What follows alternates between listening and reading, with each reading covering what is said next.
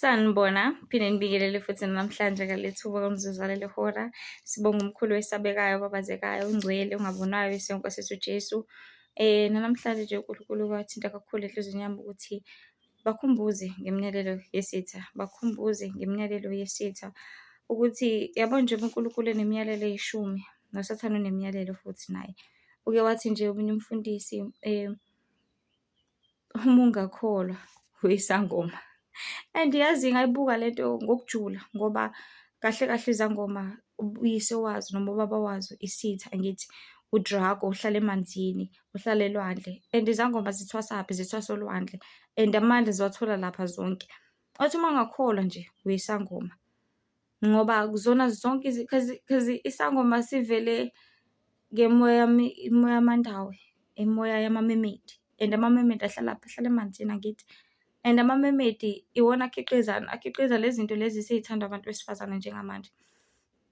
Amamemedi iwona akhiqiza iy'nwele, umoya wemetusi. Amamemedi iwona akhiqiza ama-makeup, iwona akhiqiza iy'nkophe, iwona abakhiqiza amaruji, iwona abakhiqiza amacici, ukugaxa. Amamemedi iwona abakhiqiza zonke izinto belapha phansi kwamanzi. So uma ungakholwa ungathi hhayi vele nje uyisangoma sidalwa.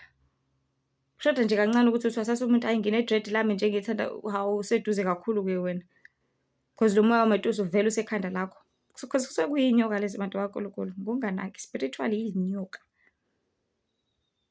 Faka leyo makeup yakho le awazi ukuthi ugqoka ini, udaka lwani lolu olufaka ebusweni bakho. Lento ezokusinda. Kuzona zonke izinto bantu baNkulunkulu masazi ukuthi uNkulunkulu uyasithanda. Kodwa angeke aze siphoqelele kwilutho if singamfuni. Sokuthi uNkulunkulu asikhumbuzane ngemiyalelo yesitha, njengoba uNkulunkulu enemiyalelo eyishumi. Ufe ungakholwa, obviously ubhilonga kuSathane. Athi umuntu hhayi angikholwa mina angihluphi muntu nani, ubhilonga kwisitha vele.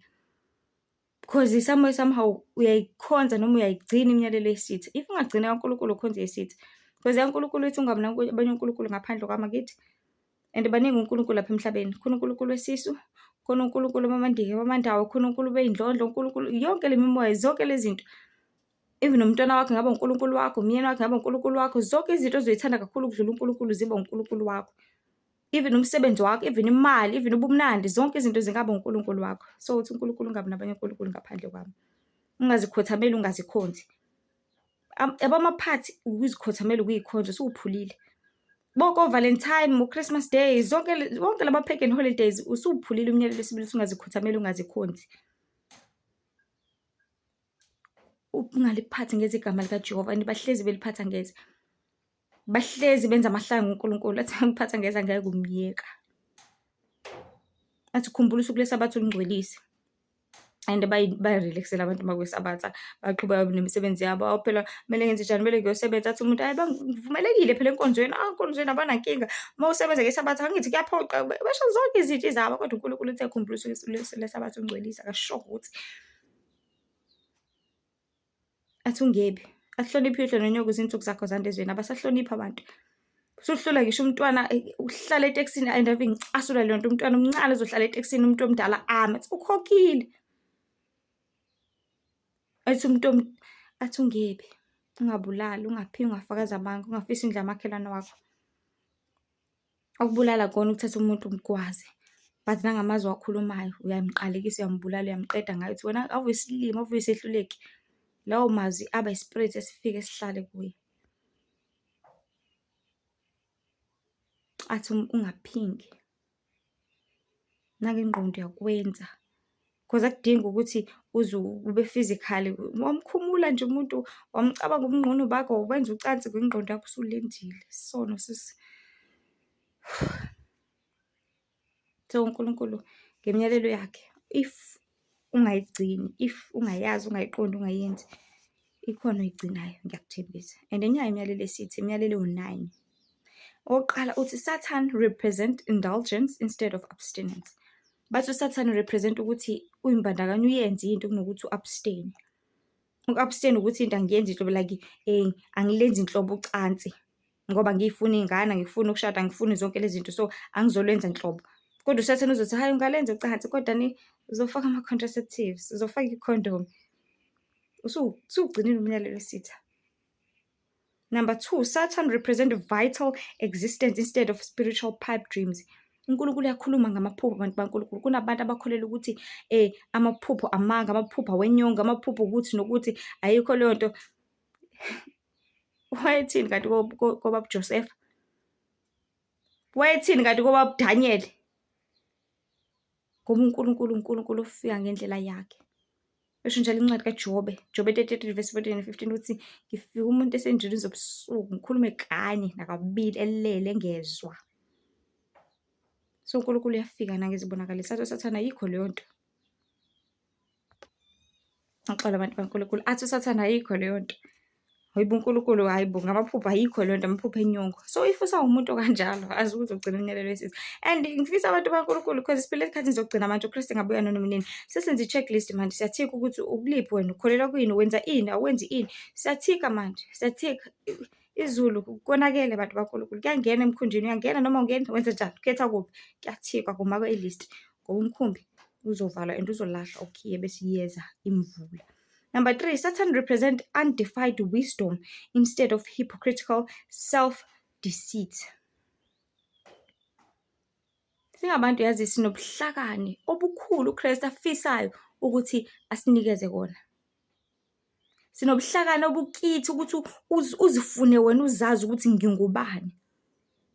Kodwa sithi hayihamba ufunda, sikunikeza isystem, hamba esikoleni e-university endaweni zokuthi ulebele ufunda ngale nto ofunda ngayo ekugcineni kosuku ngeke zikusize ngalutho.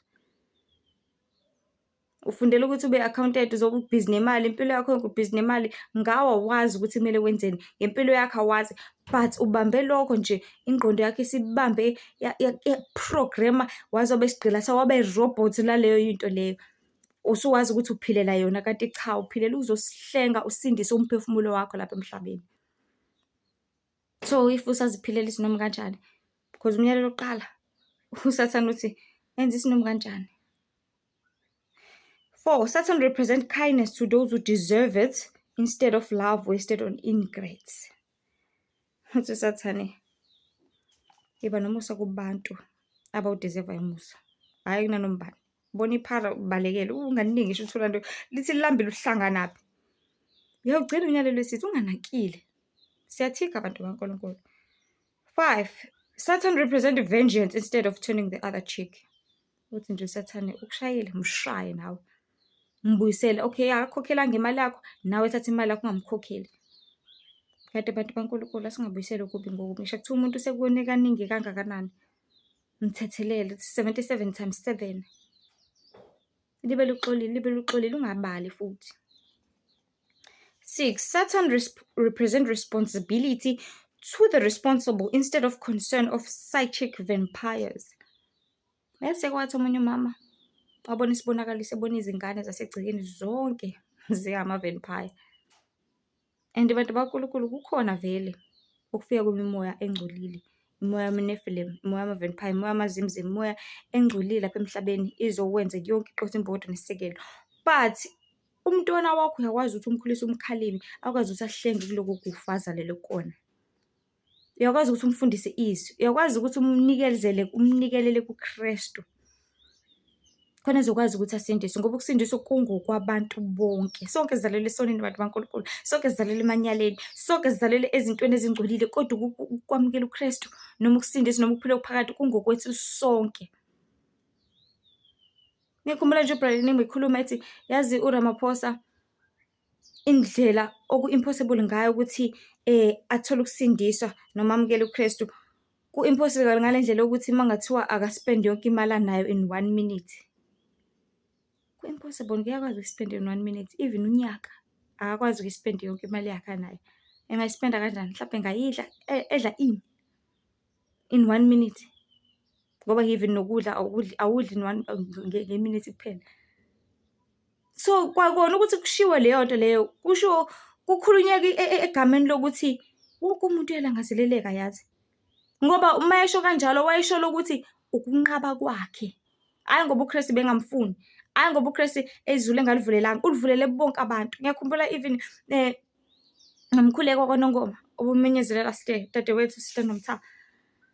kwabema bonke abantu kwathiwa naye upresident akafike, bonke abantu, izikhulu, amakhosi, bonke abantu. So sonke simenyiwe abantu baNkulunkulu, simenyiwe namhlanje ukuya kuyena. Alright, 7. So if ungumuntu onjalo ungabasiza abanye abantu, uzothi hayi vele lokhu ukukhula enokhula, ugcina umyalelo wesithi ungayifundisi ingane yakho, ungayiyalela ingane yakho, ungayikhomba enkonzweni. Wena uhlulekile because abantu bayamazi uNkulunkulu, yazi. Wahluleka wena wakhetha utshwala, akusho ukuthi nengane yakho iyekele. Iqhube uthi hey enkonzweni uyaya, mina ngiyasala shona khona. Ngiyakhumbula nje omunye umama okwanikela ngomntwana wakhe, wathi mthathe hamba nawe enkonzweni. Kwaba ukuthi umntwana kuyena okhetha ukuthi mina ngisayidwa nomama, mina ngisathanda ubumnandi. Number 7, Satan represents man as just another animal, sometimes better, more often worse than those that work on all four, who, because of his divine, spiritual, and intellectual development, has become the most vicious animal of all. Abantu bayilwane manje, athi umuntu angisathembi umuntu. Kanti yazi lo muntu ozothi awumthembi yena umuntu obuthunyelwe kuyena ukuthi uyomsiza. Ngelinye ilanga uyobuza athi uChrist ngangilambile nanganginika ukudla, ngangigodola nangangiyembesa. Uzothi wena umthembi lo muntu ngumbiza ngokuthi iphara, kanti uthunywe kuyena ukuthi uyomnikeza le mali. uChrist kahle kahle njengamanje kumele ukuthi umnikeze lo 2 rand. So abantu baNkulunkulu uSathane uzoveza yonke into engazuthi yimbi, aveze yonke into engazuthi ayikho right, etshala ini ukwesaba kuwe khona ungeke uzukwenza ukulunga, ukwesaba kuwe khona ungeke uzukwazi ukwenza ukaNkulunkulu. So masiceleni isibindi, masiceleni okwaphakathi, siceleni ukukhanya khona sokwazi usifeze isicebo laNkulunkulu ngathi uqobo. Number 8, Satan represents all of the so-called sins as they all lead to physical, mental, or emotional gratification. Satan has been the best friend of the church ever had, and he has kept it in business all these years. So, akusho uNkulunkulu ukuthi lokho hlobo lwesono lo represent uSathane. Ngisho kuthiwa sincane kangakanani. Uthi utshontsha nje 2 rand esikhwameni sami angeke abone vele uma uhlezi nemali. Ukuthatha ngenxa ukuthi awuyicelanga, akuyona yakho, isono. Sekufika uSathane. Ngoba usofika nje ngezwe elincane nje ehlele wenze. Kuthathe. Ngale kokuncane nje inhlansana encane sekufike yena. Ngoba nezinyoka zihlukahlukene ngithi khona encane bese kuba khona enkulu ianaconda. Kodwa akuhlukile ukuthi inyoka ngoba nalencane isangenza njani, isangakhula. So siqala kancane isono, ulibele usifido, lokho ngijotha ulibele ufido ngelinye ilanga uzobe usuntshontsha izinto ezinkulu. Ngelinye ilanga uzobe usugcina usuhlala lapha emgaqweni. And khona namadimoni amakhulu ke izinyoka ezinkulu ke manje ngenxa yezona esezithandele bazondla bayinakekela all these years. And uthi uSathane kade ngabe umngani mina webandla, ngihleli khona nginethezekile futhi bangikweleta ngoba bahlezi besebenzisa igama lami kanje. Siyacula ibandla akanamandla uSathane buthi obandla bathana namandla. Shame. So kona konke abantu baNkulunkulu, uNkulunkulu efisa ukukhumbuza namhlanje ukuthi angisikhumbuzane ukuthi sithe sinemiyalelo zibuke wena ke. Ngoba uSathane represent uthi enza noma yini as long as ikujabulisa. Ayikujabulisa nje yenza, ujabulisa yini uphuza utshwala, phuza kancane Nkosi yami. uSathane loyo. Ngoba yonke into ekubulalayo abantu baNkulunkulu ayikufanele. Yonke into ekususe ebukhona baNkulunkulu ayikufanele. Yonke into ekugqilaza ayikufanele. Yonke into ekuzwisa ubuhlungu ayikufanele. So inkosi nje benani inkosi sibekele inqinisi nihambele ngelihle lithandeka lengcwele igama lokuSe Jesu. Ezinkulu izinani indaba zombuso wezizwe abantu ophendukana. Umbuso wezizwe usondele. Nihlengo nesinde esimpapadiso ngokuphela kwezinto zonke sifile kanti ukufa kuseduzane kakhulu ungakuphuca leli thuba lokuthi uphenduke usindiswe. Masiphendukeni uChrist esalivulile ithuba, esawuvulile umnyango, sisangakwazi usabona, usahamba, usangakwenza ngoba ngale kwethu unywezisola. Uthawe makube awe ma. Ngoba abanye ofisa ngaba beshaya behudula ngenkathi wasambe senkonzini uthi angifuni wasambe.